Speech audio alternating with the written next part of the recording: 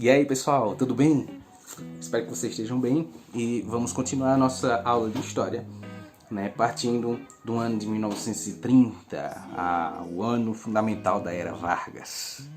Em 1930, o presidente daquela época era um cara chamado Washington Luiz, que tinha sido eleito representante, né, de São Paulo, e ele decidiu nesse ano de eleição, 1930, indicar outro candidato paulista para ser seu sucessor. Cara, isso foi um ribuliço, porque a ideia era a seguinte: passar o poder para a galera de Minas Gerais. Na política café com leite, havia aquela corrupção extrema. E o que acontece? Ele diz: não, Minas Gerais não. Bota o cara de São Paulo, o seu amiguinho chamado Júlio Prestes, tá certo? Não confundir com Luiz Carlos Prestes. Júlio Prestes, que não tem nada a ver com Luiz Carlos Prestes, né, foi o sucessor de Washington Luiz. E aí o governador de Minas Gerais ficou puto, bicho, que estava esperando para ser escolhido, para ser o próximo, né, presidente do Brasil, se sentiu traído e formou uma aliança com as oligarquias lá do Rio Grande do Sul e da Paraíba, formando um partido político chamado Aliança Liberal. Olha só. E aí essa galera que era a oposição, né, porque, né, quem era a situação era Washington Luiz, e ele colocou um cara chamado Júlio Prestes para ser o próximo candidato a presidente. Quem é que vocês acham que ganharia? A oposição ou a situação? Claro que foi a situação. Mas vamos lá. Para participar dessas eleições, lá em 1930, a Aliança Liberal lançou como candidato, presta atenção, candidato à presidência, o gaúcho Getúlio Vargas, tá certo? E para vice-presidência foi o paraibano João Pessoa. Então, nos discursos de Getúlio, ele mostrava as suas propostas, ele falava o que ele queria, o que ele pretendia fazer para o Brasil. Ele pretendia o voto secreto, uma iniciativa de industrialização no Brasil, leis trabalhistas. Com isso, né, com esses discursos novos, esses discursos populares, ele ia ganhando popularidade, ele ia ganhando e crescendo cada vez mais no gosto da galera, no gosto do povão. E não esquecendo que nesse período havia uma grande crise, tá certo, no capitalismo. Por exemplo, que foi lá um ano antes, né, o ano de 1929, foi o ano da Grande Depressão, bicho, que torou o mundo todo, meu irmão. O capitalismo estava lascado, certo? Essa crise liberal, essa crise mundial, tá certo? Torou também as pernas do Brasil, a economia brasileira. O Brasil era o maior vendedor de café do mundo e o maior comprador de café do Brasil era os Estados Unidos. Os Estados Unidos torou-se as pernas com essa crise, meu irmão, com a Grande Depressão. O que acontece? Corta gastos que a gente não precisa. Então cortaram o café do Brasil, bicho. O Brasil deixou de vender café para os Estados Unidos, perdendo muita grana, perdendo muito dinheiro.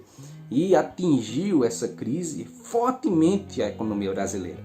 Então naquele ano foi produzido mais de 29 milhões de sacas de café e menos da metade foi vendido. O negócio foi terrível. Tiveram que queimar sacas e mais sacas de café para ver se, né, equilibrava o comércio. Enfim, foi vendido a preço de banana café e eles não conseguiram lucrar com nada. A crise arruinou muitos, né, latifundiários, muitos fazendeiros de café, muitos empresários, muitos trabalhadores ficaram desempregados. Olha só, não foi só uma crise nos Estados Unidos, foi no mundo inteiro, e o Brasil também se lascou. E tudo isso aumentou o descontentamento com o governo de Washington Luiz e o aumento da popularidade de Vargas e aumentando justamente pelo seu discurso muito mais popular. E as eleições daquele ano, né, como tantas outras, foram utilizadas, né, por meios de fraude, né, um meio violento, né, os caras começaram a procurar, né, a trabalhar as eleições por meio de violência e por meio das fraudes. Claro, né, lá no Rio Grande do Sul, quem venceu as eleições naquele estado foi o Getúlio Vargas.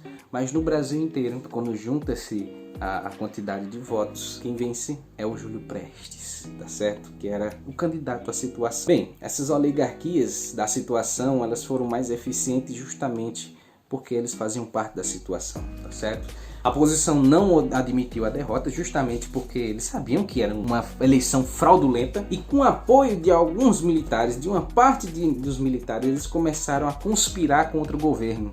Olha só, Júlio Prestes ganhou, mas os militares não queriam a permanência desse cara no poder. Queriam mudar, velho. Eles queriam fazer uma coisa nova ali, né? Viram que Getúlio Vargas tinha um discurso muito interessante, um discurso de voto secreto, um discurso, né, de trazer iniciativa industrial para o Brasil. Então os caras viram ali no Getúlio Vargas uma ideia massa, né? Olha só, bicho, o cara tem umas ideias muito loucas, então vai mudar o Brasil. Os tenentes, vendo essa situação toda, bolaram um plano para tomar o poder. Vargas então procurou a unir-se com esses tenentes, tá certo?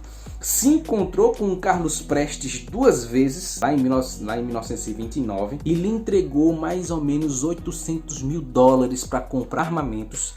E, por exemplo, se Júlio Prestes ganhar, os militares iam lá e botavam ele para correr, bicho. Essa junta militar, tá certo, botou o Júlio Prestes para correr e as oligarquias que faziam partes daquele lugar, bicho. Então, em maio de 1930, Prestes rompe com os tenentes e fica com a maior parte do dinheiro para fazer a verdadeira revolução.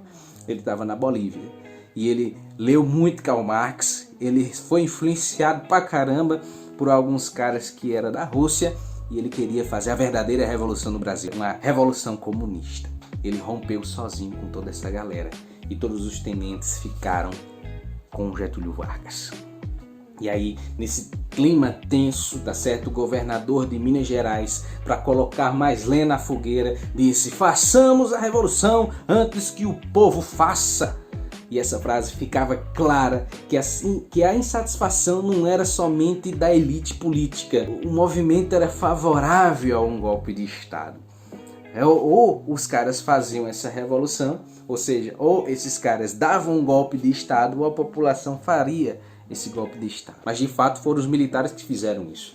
Uma desgraça tinha acelerado esse movimento, bicho. Olha só, em julho de 1930, João Pessoa, candidato a vice-presidente junto com Getúlio Vargas, foi assassinado, velho. Porém, o motivo de assassinato de João Pessoa foi por motivos passionais. Alguns registros de que ele furunfava mais outra mulher casada e o cara foi lá e meteu bala no cara, bicho. Ele tava tomando um cafezinho em um restaurante muito conhecido ali em Recife e meteram bala no cara, bicho. E aí ele morreu, né? E Getúlio Vargas utilizou a morte de João Pessoa para quê? Para botar mais lenha na fogueira, bicho. Foi usado para então fazer essa revolução. Olha só, quem foi que matou João Pessoa? Ah, foi as oligarquias de São Paulo, foi aqueles infelizes. E aproveitando essa situação, 3 de outubro de 1930, rebeldes liderados por Getúlio Vargas marcham do Rio Grande do Sul em direção ao Rio de Janeiro, com o objetivo de derrubar o governo. Mas antes de chegarem na capital, uma junta militar conquistou o poder. Essa junta militar foi lá antes de Getúlio Vargas e tomou o poder, botou para fora o Júlio Prestes. E na madrugada de 31 de outubro foi entregue o cargo de presidente do Brasil. 3 dias depois, o ex-candidato derrotado tomou posse como um chefe do governo provisório. E era o fim do que nós vamos chamar de República Velha e o começo da Era Vargas. Alguns chamam isso de revolução, mas de fato, se você for procurar o conceito de revolução, não se encaixa, porque revolução vai haver uma grande mudança, né, em todas as estruturas, né, mudança no hino, mudança na bandeira, mudança na estrutura social, estrutura econômica. Houve algumas mudanças sim, né, mas não de fato para entrar numa posição de revolução. Um golpe de Estado, e Getúlio Vargas só chegou ao poder com a ajuda desses militares, tá certo? Por isso que nós vamos observar na próxima aula o governo provisório de Getúlio Vargas. Que espero que vocês tenham aprendido, espero que vocês possam ler também sobre esse período e espero que vocês possam, né, aprender mais sobre isso, que eu acho muito interessante para a nossa história como um todo. Valeu, pessoal, até a próxima.